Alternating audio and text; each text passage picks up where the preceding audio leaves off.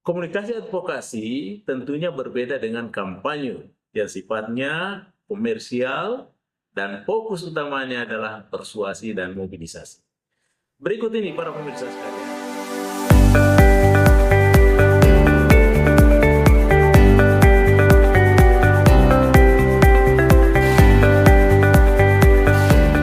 Bismillahirrahmanirrahim. Assalamualaikum warahmatullahi wabarakatuh.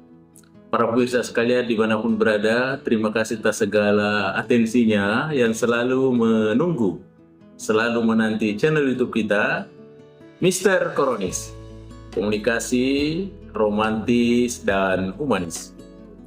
Baik para pemirsa sekalian dimanapun berada, tentu saja selalu saya menyampaikan bahwa channel ini kerap tentunya menayangkan fenomena-fenomena komunikasi. Alhamdulillah pada kesempatan ini para pemirsa sekalian ada lagi satu bentuk komunikasi, ada satu model komunikasi, ada satu proses komunikasi yang kita akan bincangkan pada hari ini, yaitu komunikasi advokasi. Ya, bagaimana itu para pemirsa sekalian? Komunikasi advokasi tentunya ini merupakan sebuah strategi komunikasi yang terencana dan sistematis untuk mendapatkan dukungan atau perubahan terhadap kebijakan, terhadap suatu isu tertentu. Komunikasi advokasi tentunya berbeda dengan kampanye yang sifatnya komersial dan fokus utamanya adalah persuasi dan mobilisasi. Berikut ini para pemirsa sekalian, kita akan mau melihat karakteristik apa saja yang dibangun pada komunikasi advokasi. Yang pertama, harus ada tujuan yang spesifik. Ya, tentu advokasi tidak bisa dilakukan secara umum, tetapi sasarannya adalah dia harus memiliki nantinya sebuah perubahan atau sasaran perubahan yang jelas. Ya, apakah tujuannya adalah untuk mengubah undang-undang umpama, atau menaikkan anggaran sektor tertentu, atau mengubah perilaku masyarakat luas. Ya, makanya perlu tujuan yang spesifik. Itu yang pertama. Kemudian yang kedua, tentu isunya harus strategis. Ya, bagaimana itu? Pemilihan isunya yang harus strategis, dia harus memiliki urgensi yang tinggi dan didukung oleh data yang kuat. Isu ini tentunya harus menarik apa yang menjadi perhatian publik dan tentunya membuat kebijakan. Kemudian yang ketiga, para pemirsa sekalian, tentunya berbasis data dan bukti. Ya, advokasi bukanlah sekadar opini biasa, tetapi keberhasilannya sangat bergantung pada riset, fakta, dan data. Sehingga dengan demikian, tanpa data yang valid, tentunya argumen advokasi akan mudah dipatahkan oleh lawan bicara atau komunikannya atau pemangku kebijakan. Yang keempat tentunya adalah halayak sasaran.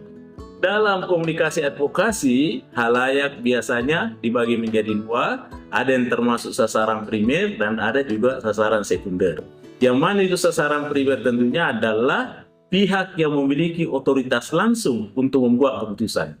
Sedangkan sasaran sekundernya tentunya adalah pihak yang dapat memengaruhi pengambilan keputusan, tentunya seperti tokoh masyarakat atau yang ditokohkan. Kemudian yang kelima, para pemirsa sekalian, apa yang menjadi karakteristik daripada komunikasi advokasi? Yang kelima adalah pesan utamanya harus disusun secara persuasif dan mudah dipahami, sehingga pesan advokasi yang ditampilkan itu jelas apa masalahnya, mengapa itu penting, dan solusi apa yang diberikan. Itu yang kelima. Kemudian yang keenam, para pemirsa sekalian, tentu kita harus melihat saluran dan alat komunikasi yang digunakan. Ya, dalam komunikasi advokasi tentunya dia harus memilih media yang tepat untuk menyampaikan pesan. Sehingga pesan ini tentunya langsung kepada komunikannya atau kepada audiensnya.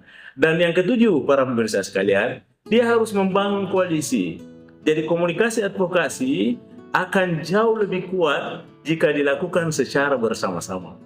Iya, membangun jejaring dengan organisasi atau individu yang memiliki tentunya visi yang sama untuk menguatkan dan meningkatkan daya tawar dan legitimasi gerakan. Yang terakhir, para pemirsa sekalian, yang kedelapan adalah perlu ada strategi pemantauan dan evaluasi.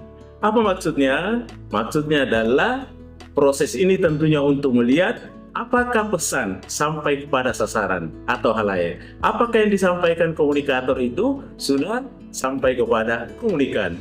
Dan tentunya apakah ada kemajuan menuju pada tujuan yang ditetapkan. Sehingga advokasi seringkali merupakan perjalanan panjang. Sehingga evaluasi berkala sangat diperlukan untuk menyesuaikan taktik. Ketika dianggap itu berhasil, bernilai, maka harus dilanjutkan. Tapi ketika dianggap itu sesuatu yang tidak signifikan, maka harus dihentikan di situ. Disinilah perlunya evaluasi dalam komunikasi advokasi. Baik para pemirsaku dimanapun berada, terima kasih atas segala atensinya. Mr. Koronis mengundurkan diri. Assalamualaikum warahmatullahi wabarakatuh. Mr. Koronis. Hai.